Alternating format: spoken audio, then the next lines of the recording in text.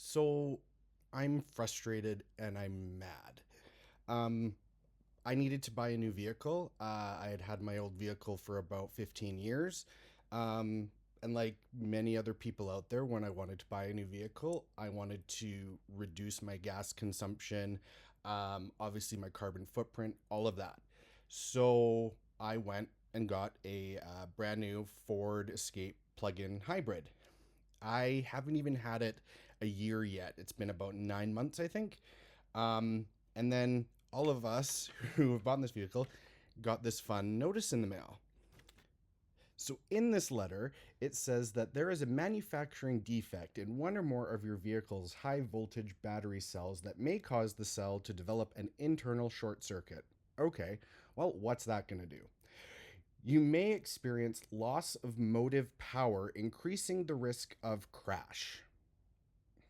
But it gets better. You may also experience battery thermal venting, potentially resulting in a vehicle fire, increasing the risk of injury. But the good thing is Ford says that it is still safe for you to drive your vehicle.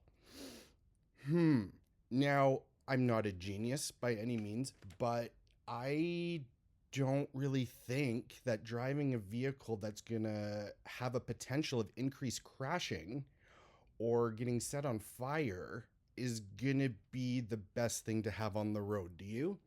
If you had to read a waiver like this before getting on an airplane, would you get on that airplane? Would you let your family get on that airplane? I don't think so.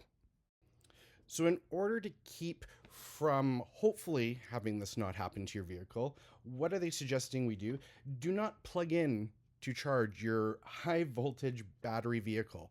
So, we bought plug in hybrid vehicles that we are now not supposed to plug in, which is in the name of the vehicle and the main reason that most of us bought it, um, because of this issue.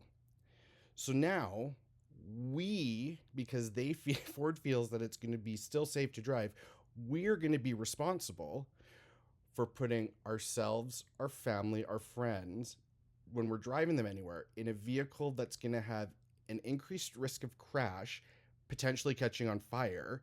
And then not only us, but also anybody else who's on the road that could be affected by this.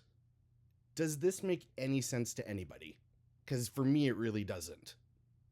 So, what are we supposed to do? I can't afford a lawyer. I'm sure many of you can't afford a lawyer, but this is going to be a huge legal issue just waiting to happen.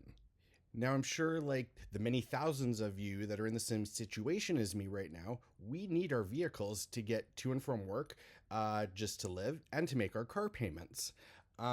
So, the reality is, again, it is up to us, the consumer, to now have to hold this corporation responsible for what their actions. This is absolutely ridiculous. Ford needs to figure out a remedy to the situation now. And all of us who are putting ourselves and everybody else at risk, this needs to get fixed now. Safety is not something that can be just, taken lightly. So any of you guys out there that are in the same situation as me, we need to hear about it. And it's time for us to say, own up, Ford.